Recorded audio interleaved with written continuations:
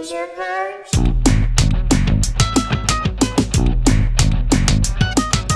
Binge or Purge? Binge or Purge?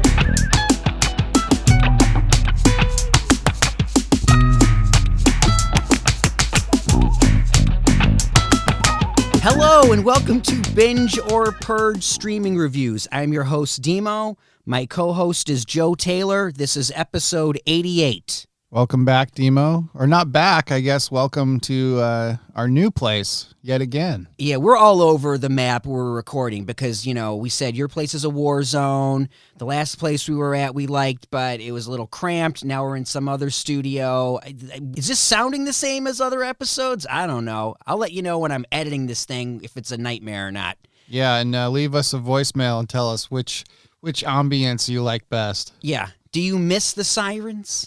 We could put the sirens in post. I know. Can I say this episode should be brought to you by Rockstar Energy Drink? Yeah, Dimo's vibrating over there. You gave me one of these in the car on the ride over. Hey, you want one of these? They're sugar-free. And I'm like, sugar-free? I wouldn't know. I am like out of my mind. And then it's like coffee. It's like a colonic. Yeah. I just had to take care of business for 15 minutes. Thanks for sharing. Well, I know. I'm sorry, folks, but oh my God, this drink, dude. I am just... Yeah, they're really good for you, I think. I'm sure they're really healthy. Well, but I get them all. I'm ready to do laps in the pool, dude. Yeah, I'm ready do to 6 go. episodes right now. Yeah, it's just like, let's do a whole freaking season. Let's do episode 180. What was this, 88? Let's do that. Let's do it. I'm sorry, I'm out of my mind right now. Well, let's start with 88. Yes, let's focus on 88 and try to make it good. We will. Okay, the streaming world was rocked this week by the news that HBO Max, which is owned by Warner Brothers, right? They got bought out by Discovery. I knew they were merging. They merged, and now the massacre has begun because announced this week, like I said, is the fact that HBO Max and Discovery Plus are going to join as one streamer. And as far as I'm concerned, this mega sucks. There's so many things that I hate about this because now it's like, oh, you're going to get all these great things. I don't want anything from Discovery Plus, okay? I don't need 90 Day Fiancé. I don't need the Learning Channel. I don't need any of this reality show crap. And that's what we're getting. It's, oh, we're going to put them all together under one thing. And it's like, HBO Max is one of my favorite streamers, and it is dead. It is DOA at this point. Now, this is going to be happening next summer, 2023. It's not going to be called HBO Max now. They haven't said what it's going to be, but it's going to suck because there's lots of changes. First of all, Turner Classic Movies, which is one of the hubs on HBO Max, doesn't look like it's going to be there anymore. And that was one of the calling cards of this streamer was so many movies. Right. What are you going to do? You're going to get rid of this stuff? Why? So there are so few streamers that give you a good variety of classic older movies. And when I say older movies, I'm not talking about black and whites from the 1920s or 30s. I'm talking about stuff from the 80s at this point. They had a great variety, and I don't see that anywhere on this list of new things that are going to be available. And even worse, Max originals that we like, Hacks, Tokyo Vice, Peacemaker. No one knows what's happening with them because they're eliminating Max originals. They're getting rid of scripted, which sucks because in terms of original content, HBO Max has been one of the better streamers for putting on some good stuff. The Flight Attendant, that's an HBO Max thing. Who knows with that? These are all things that are up in the air. What's your Victorian thing that you like? Was that that's an HBO. Oh, okay. That's an HBO. Right. It's hard to keep track. I know. That's what I'm here for. I'm keeping track for you, Joe. All right, thanks. Okay, I know what's on HBO, and I know what's on HBO Max. Okay. And a lot of this stuff, I guess maybe they'll keep some of it. Like I said, there's no official word other than it's going to be a bloodbath. And an app that I love, the streaming service, it's my favorite, is being gutted. That's a shame. And if I may use the parlance of Game of Thrones... Dracarys. What does that mean, dragons? That means light it on fire, destroy it, burn it up. All right. Okay? Very Excellent. disappointing news. It's a major bummer. I'm sorry. R.I.P. HBO Max. Yep. Well, it's not happening right away, though. You said next year? Yeah. I heard about this too, obviously, but I thought that they were just absorbing Discovery's streaming. That's what you would want to do, right? Right. Just absorb it. Make a Discovery hub. Oh, no, we're not going to do that. We're going to make it really Discovery Plus heavy because, they want to reach out to everyone. And I'm like, what about the people that just love movies and TV? And when I Right. say TV, I mean scripted. I don't need your reality show bullshit, man. You don't need Naked and Afraid. The only time I need Discovery is 1 week out of the year. And you know what that week is? Shark Week. That's it. Exactly. And we just had it. And it was great. It was Did great. you see the Jackass one? I watched the Jackass one. Whatever. That was funny. I liked the guy that thought it was a good idea to get in a cage made of like plexiglass with like a giant great white shark that attacked him. Did Oh, you see yeah. that one? Yeah. And then he ended up having a stroke at some point. Yeah. That He's was like crazy. still in the hospital to this day. They told him you can never go diving again. It's over. And like this guy's life was diving with great white sharks. Yeah. Anyway, that was great. I love Shark Week. But guess what? I don't need the app for it. Okay. No, you have to watch that live. Yeah. I'm not going to watch Shark Week in February. I'm just not in the mood. Right. Right? All right. I'm sorry. I digress. All right. So that was All just right. the intro, folks. Let's review something. Okay. You ready? Yeah. I have a movie. Just came out on Hulu. It's a 20th Century Fox movie, or 20th Century Studios now that Disney owns it. This didn't get a theatrical release. It just went straight to Hulu. This is Prey. It's part of the Predator franchise, right? Why don't you just ruin it for me, Joe? Yeah, no, I'm kidding. I'm kidding. Yes, I It's on know. the I know. poster. I know. It would have been cool if, like, you didn't know it was a Predator movie, and then they surprised you. And not you, I'm just saying in general, but I guess they can't really market it that way. Because if I was watching this movie about Native Americans and all of a sudden a Predator shows up, I would have flipped my shit. It would have been like the Baby Yoda of horror movies. Right. Like, oh my God. Now, this is only 1 hour and 39 minutes.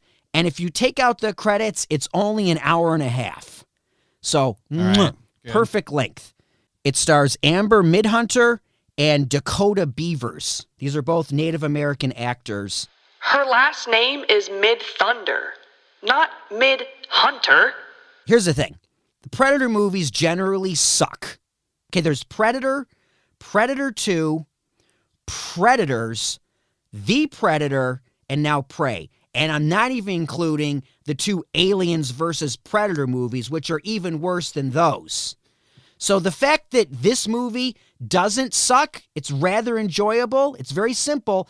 It's just a miracle in the Predator franchise because it has been diminishing returns ever since Arnold Schwarzenegger left it after the first one. I mean, there's the Schwarzenegger one, super 80s machismo.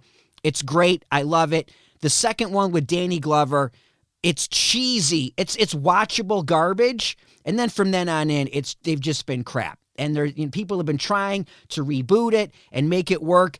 While this isn't great, it's pretty good if you grade it on a curve. On a curve, this is a good B+. Wow. Yeah. Now, there's no Carl Weathers, no Jesse Body the Ventura in this. None of that. I know. It's just, I hate to disappoint you. It's Native American actors. This takes place in 1719 on the American frontier with the Comanche Indians. Now, here's the interesting thing. There's two versions of this movie you can watch. There's the original in English, which is kind of weird because you're like, shouldn't they be speaking, their native language? So there is a dubbed version in Comanche. So I watched it in English, and then I went back and I watched like the first 15 minutes in Comanche, but it's not shot in Comanche. So it's kind of like watching a movie that's been dubbed over in another language. Like the lips don't totally match. So they overdub. They overdub all their English into Comanche, which I applaud them, but it's kind of weird. Just stick with the English because that's how it was performed by the actors. Now, this connects to Predator 2 in a little way. It's got a little Easter egg. You can see it coming from a mile away. If you're a Predator fan, you figured it all out. But I'm telling you, for a movie series that is dead, this breathes new life into it. But go in, don't expecting the greatest thing ever. It's a very simple script. It's nothing crazy, like, oh my God, I can't believe what they did. But like I'm saying, when you consider how bad the property is, this movie is a freaking miracle. Because it's entertaining, and it's only an hour and a half, man. It's well acted. It's shot great. The cinematography is nice. technically it's really well made, and it's not an overstuffed, we're trying to do too much here. And it kind of gets back to the roots of the first movie. So All right. that's Prey, the Predator prequel, sequel, whatever you want to call it, on Hulu, 1 hour, 39 minutes, and it is a binge.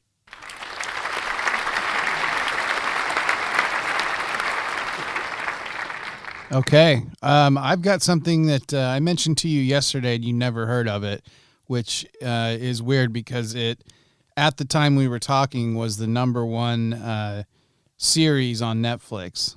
Okay. Now, I don't know how they rank those things. I mean, they change minute to minute, it seems.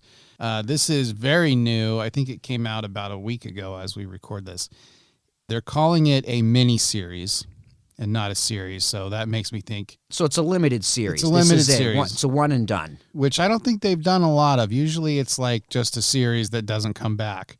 But this was designed to kind of wrap up. It's based on a book. Okay. This is a 6-episode series called Keep Breathing. All right. You haven't heard of this. Nope. Everyone's Netflix is different apparently, but it pops up all over mine, so I finally watched it. This is about a young attorney played by Melissa Barrera and Dimo. Ay. Uh-oh, am I going to have to do a creepy alert already? I'm not as creepy as yours, but super gorgeous Mexican girl. Melissa Barrera? Yeah. Okay, I'm seeing her right now. Okay, Now good for you. Yeah. Now she was also in Scream, the new Scream. She was in the Heights, Vita, which our friend Elizabeth Durazo was in. That's about all you would have heard of. I don't recognize anyone in this cast, No. which I like. Well, here's the reason there's not much cast. In the pilot episode, there's an airplane crash, and she's stuck on a deserted island. Okay. So it's basically just her. Now, there is other stuff. What, I do flashbacks? Yeah, so let me back up. So the pilot episode of this is absolutely fantastic. So if you watch the first episode, you're going to have pretty high expectations. I don't want to give anything away, but someone else is on the island with her from the crash. And there's a lot of stuff in this that doesn't pay off. Again, I don't want to give anything away. I will say this. It was filmed in Vancouver, Canada. Absolutely gorgeous. This is almost worth watching, at least the pilot, just for the drone shots. It's gorgeous. So she's on a lake. The plane crashes into a lake, and then she's setting up camp there. Again, a lot of stuff doesn't pay off. It starts to get more like that TV show Lost after a while, where it's like, oh, they didn't expect this to go more than 3 episodes or something. It starts to get real confusing. They do use flashbacks. They use flash forwards.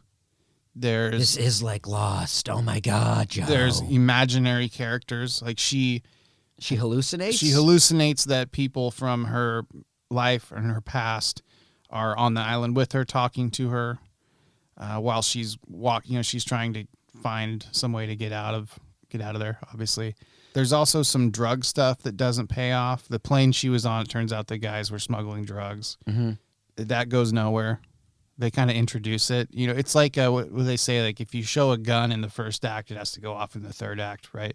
Right, yeah. There's a lot of Don't introduce things that aren't going anywhere. Exactly. There's a lot of that. It also gets very confusing as to there's like a child version of herself we keep cutting back to later in the series. There's all kinds of crazy stuff. Now, the last 5 minutes of this last episode, the 6th episode, pays off pretty good. So watch the pilot and then the last 5 minutes? I guess that's what I'm saying. They're only 30 minutes long, so it's about 3 hours. Man, I was on the fence about this. Well, hold up 1 second, because I'm noticing just from a day ago it says, Keep Breathing Season 2, what to expect. No, there's not going to be Season 2. There's no way. I'm seeing it right here. It's saying Season 2. On what? On the internet. You know, the World Wide Web. It's the headline, Keep Breathing Season 2. Netflix release date, cast, and story. I don't know how, because the story really wraps up. This is theory. Yeah. This is not specifics. It says, they've also been asking when the second season of the show could be released and who might return to star in it. It would have to be a completely standalone story. Again, without ruining anything, Okay. It's not coming back. Okay, I got you. It's not quite like Last Tycoon. Remember that? Oh, you loved it. That was your favorite binge of our first year together. Yeah, and somebody told me that they was coming back for season 2, and I'm like, you saw that the main character died at the end, and it was based on a book where, I mean, there's no way that comes back unless it's a completely different story or something. Right. Anyway, this isn't coming back. Terrible reviews, terrible scores on Rotten Tomato. Rotten Tomatoes. Tomato. Terrible scores on Rotten. Yeah, okay. Whatever it is. They got one tomato? One It tomato. did. Rotten Tomato. It got 56 tomato, and then it got 36 tomato from the audience. So, Ooh, wow. Nobody likes this. Yowzers. I thought it was okay. I mean, really, it's something you watch if you can't find anything else. It's, again, gorgeous. The cinematography is great. And Melissa Barrera. Okay. Wow. Can't wait to see her. And I'm going to go home and watch Scream right after this. All right, I'm pushing the button. Okay. Jess. Creepy alert. Creepy alert. Okay, watch the pilot. If you're bored, watch the other 5 episodes. It does pay off in the end. That's Keep Breathing on Netflix. Oh, man. Sorry, Melissa Barrera, but I think Keep Breathing on Netflix is a purge. So I think if I'm reading you right, it's a purge, but she's a binge for you. Yeah, the other actors are good, but they're only in it for about 20 minutes of the whole season. It's mostly just her by herself. Okay. And she's great, but the writing is not good. Right on. Now, I can't believe I'm saying this. We had a voice message from a listener last week. Mm-hmm. We have another one this week. Oh, boy. Remember when I said you can all go straight to hell? Well, someone listened because now we're getting them.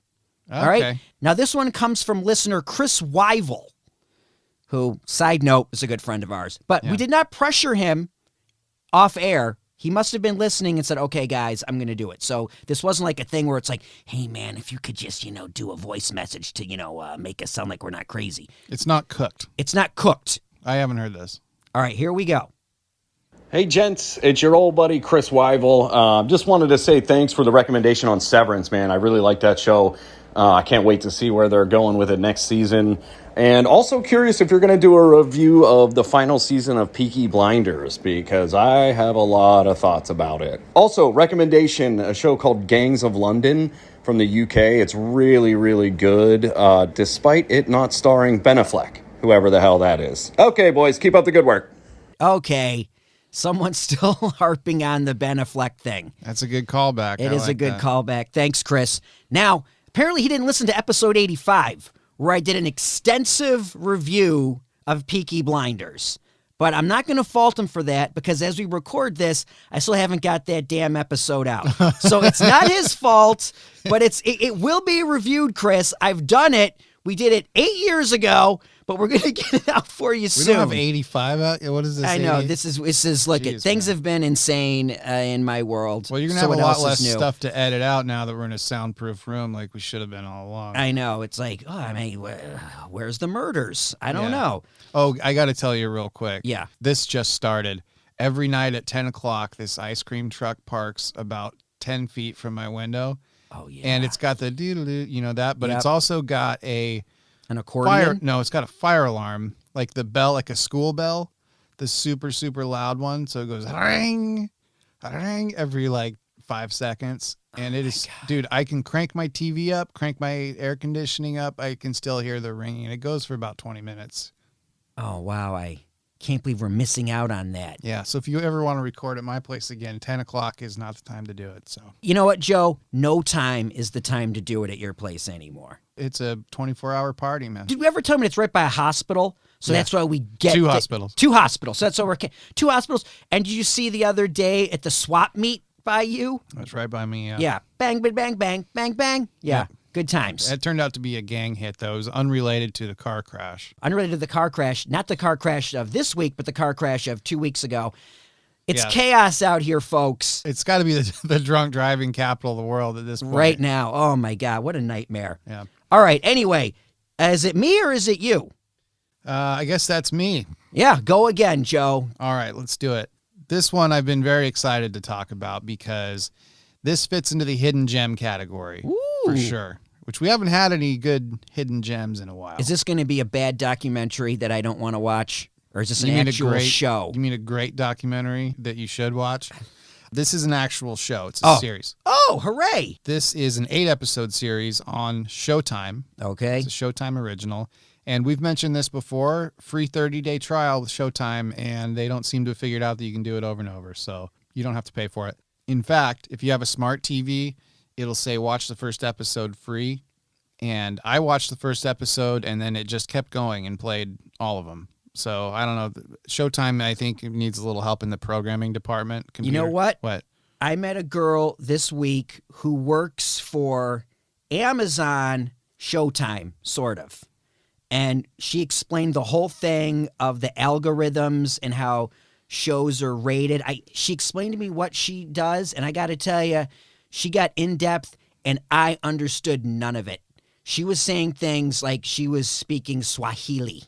We should have her on. If she understands how the algorithms work, we should have her on. That'd be interesting. It was fascinating, but she works for Showtime selling the shows to Amazon, if I'm correct about that. She Okay. was great. She knew so much about the biz and the streaming and everything, but God love her. I wish I was smart. She was way smarter than me because I was lost. But that was her job, working for Showtime/Amazon, or she's like a go-between. I still don't really know. But there are people that just do, I don't know what their jobs are. I really don't know what she does. But she had to come to California. She lives in New York, but she had to come to California for something. She was very cool. She was my good buddy's girlfriend. And anyway, I don't know what my point is, but you just mentioned Showtime and the fact that this can stream on Amazon. And you can actually watch, when it says watch the pilot for free, at least for me, it just kept going after that. So I don't know how that works, but I should say the name of the show before we get too much further. Sure. It's called I Love That For You. Oh, I heard about this. This is with Vanessa Bayer, right? Yeah, this was created by Vanessa Bayer and Jeremy, I want to say Byler, it might be Baylor, who's a former SNL writer. They co-created this. Vanessa Bayer plays a home shopping network pitchwoman, I guess. Pitch person. I've always liked her. She was hilarious. She did one sketch on that Tim Robinson show that you hated. But she is so freaking funny, and this is like the perfect role for her. She's, very enthusiastic, I would say, is the one word that encapsulates her. So funny, and it's loosely based on her life. She was a childhood survivor of leukemia. Yes. And was laid up for a while and loved watching the Home Shopping Network and all that kind of stuff. So in the series, she gets to go work for the big time I think they call it something else, but it's Home Shopping Network. And there's a veteran there that's not too happy about it. Is that Molly Shannon? That's Molly Shannon. Aha! Who shines bright in this thing. She's perfect. The casting on this thing and the writing, it could not have been more tailored for the people playing these characters. It's great. There's also Aiden Mayeri. Don't get the creepy button out, but you could. And also our friend. Now, wait a second. Did you do that Hell's Angels stand-up show? Yes. Not when I did it, though. No, I did it. You were away. You did it the year before me, and I did it the following year. Okay. Were you terrified when you were there? A little bit. The first time I was legitimately terrified. Well, they're like, don't go in this room or don't go. And I was like, ugh, I felt off. And, that's the last time I did stand-up was that show. Oh, really? And it didn't go great. It went okay, and then it sort of just, yeah. And I was like, fuck, man. So you weren't there when one of the ex-convicts ripped the microphone out of Matt Knutson's hand in the middle of his set? I was not. Okay. Yeah. That was terrifying. Chris Garrett was scared, which made me scared because he's pretty aloof about threats. And what was the other? There was one other. Of course, he did his Yoda impression in front of Hell's Angels. 150 guys that just came from jail. Right. But other than that, they were super nice, fed us. They really were nice. When I did it, everyone was cool. Yeah. But it was weird. It was weird because, I'm like, where is this place? And you had to, do the secret knock or something to get in. Yeah. I was like, what? And they were like, don't advertise it. Don't put it on anything that you're doing. It was strange. It was a very bizarre show, but everyone was cool. Yeah. So Hell's Angels, if you're listening, we liked you. Yeah. I would do the show again. It was just I would very, too. very intimidating. I would at too. the- I would have someone else drive me there because I felt like my car was going to get ripped off at any moment. I had Yeah. to park in, basically a war zone. But Yeah. But also right down the street from SpaceX. yes, which is weird. You get off this exit and you're like, oh, SpaceX, and it's huge. Yeah. And then you just keep going another couple miles and you're like, Uh-oh. Yeah. is this where they test nuclear missiles? Yeah. It's pretty clear that Elon Musk was not from LA based on where he put SpaceX and why he left immediately. How does this connect to this Okay, show? okay, it connects to the show because the headliner when I did it was this guy named Jono Wilson, and he was absolutely hilarious. He's a total professional headliner. He was on some Disney Channel show for a while. He did impressions, which I always think when a comic in 2022 says I'm going to do some impressions, I'm like, oh boy. He does the funniest Tom Hanks impression. It wasn't the stuff that it's not like Bill Clinton and DMX and the stuff that you see at open mics. It was really good impressions. Anyway, Jono Wilson is on this show. That's the whole point. This whole show is funny. The writing is great. There's a lot of jokes. Vanessa Bayer and Molly Shannon totally carry it as the young blood and the old veteran clashing on the HLN or not HLN, HSN, whatever it is, the shopping network. 8 episodes. They're about half an hour. It's not yet announced if it's going to survive to season 2. As of right now, all of season 2 is written, but it hasn't been officially picked up. I certainly hope so. I love that for you on Showtime. Is an absolute binge.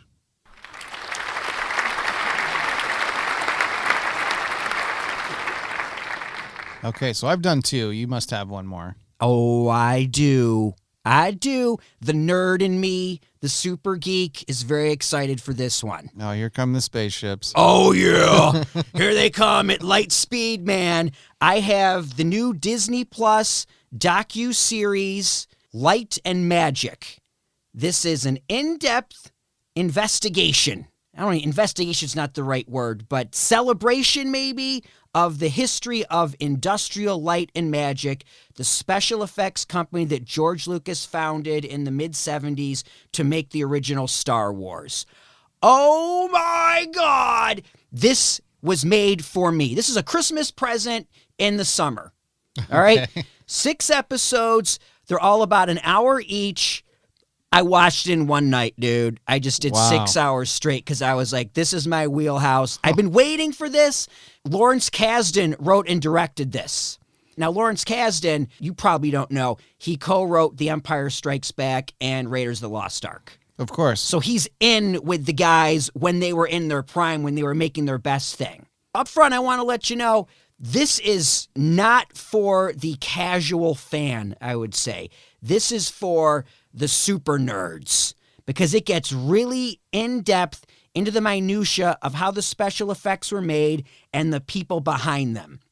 Like, you really find out about the lives of these guys, specifically, obviously, George Lucas, but John Dykstra, who was the originator of the cameras that they used to shoot this stuff from scratch, Joe Johnston, Ken Ralston, Dennis Murin. These are the guys. Don't forget Richard Edlin and Phil Tippett, Dimo. All the special effects that you watched when in the 70s and 80s when you were a kid, well, not you, but me, they were all created by these dudes. Multiple Oscar winners. ILM goes on to do Jurassic Park.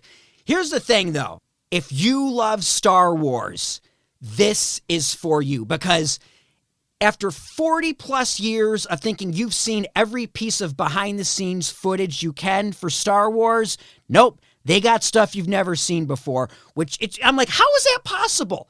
How are we 40 plus years past the original and I'm still seeing behind the scenes footage I've never seen? Like, how much is there? Like, literally, they shot more stuff behind the scenes than they did for the actual films. I believe that. It's incredible. Like, who had the knowledge to go, hey, someday this might be kind of cool? And because they're all thinking, what do we make? We're making some rinky-dink space movie here? Like, do we really need to document everything? The guy painting this one little thing? I mean, but they do. And hats off to the crew back in the day in 1975, 1976, who knew, like, we should be filming all this. Because, oh my God, it is a cornucopia of treats. And also, they know what to discuss, okay? They discuss in depth the creation and design of the Millennium Falcon, the Imperial Walkers, the heads melting in Raiders of the Lost Ark. They really get into the digital creation for Jurassic Park. But the first 3 episodes are Star Wars centric. If you're a Star Wars fan, at my level, you've already watched this. Right? You've already oh yeah, I've watched it 3 times now. I loved it. Congratulations. And at the same time, if you're a casual fan, I don't know if this is for you really, because this is for the hardcore nerds. But oh man, chef's kiss. It's just gets into everything that I love, man. Dude, I teared up at spots. Wow. I mean, it's a complete celebration of everything I loved as a child. They just get into it. Now, as the final 3 episodes go, it gets more into the special effects around morphing and digital technology. It doesn't go as in-depth on those as it does the original trilogy, which is fine. I like it that it's heavy on the original stuff. The OT and Raiders of the Lost Ark, that's all I really need. Also, when it covers Jurassic Park, which it does extensively, there's a lot of stuff that was covered in the Netflix series, The Movies That Made Us. Remember with that series when they go into Jurassic Park? And weird thing is, in that one, there's a little more scandal going on, or he said, she said, in that. This one is a lot more professional. It doesn't really talk about backstabbing or someone saying, I couldn't do this and this guy was a jerk to me. They don't really get into that. It's more about the effects. I would say if you really want to get into how Jurassic Park was made, watch this in tandem with The Movies That Made Us, the Jurassic Park episode. But whatever, man. As a child, this stuff looks like it was made in space, right? And then I've known this, but I mean, it was done in Van Nuys. Right down the street from Right you, down the on street Hazeltine from you. or something, And right? I'm not sure where Hazeltine. I don't know the exact address of where the Industrial Light and Magic originally was, but there is one funny moment where one of the effects technicians said, they were thinking of moving to San Francisco. And I walked out in the parking lot and I looked at the traffic and the skyline and the beating down sun, and I realized, oh, yeah, let's go to San Francisco because this is actual hell. Van Nuys is hell. And I'm like, dude, I couldn't agree with you more. Oh, come on now. It's it doesn't matter what street, but I used to drive right by it on the way to the office when I first moved here. Yep. It was on Valjean Avenue, right by the Van Nuys Airport. Anyway, this sounds cool. I used to watch the special effects shows. There used to be TV shows. They always had Rick Baker on them. Yeah. And how they used Primacord to blow up things and stuff. I like the behind the scenes special effects stuff. And You would like this then. I'm not as big of a, sci-fi fan as you are, but I obviously like Star Wars. So maybe I'll check this out too. You don't have to get super involved with it. If you just want the Star Wars, watch the first 3. Look it. There's enough to love here for me to say Light and Magic on Disney Plus is a major, major, massive, off-the-charts binge.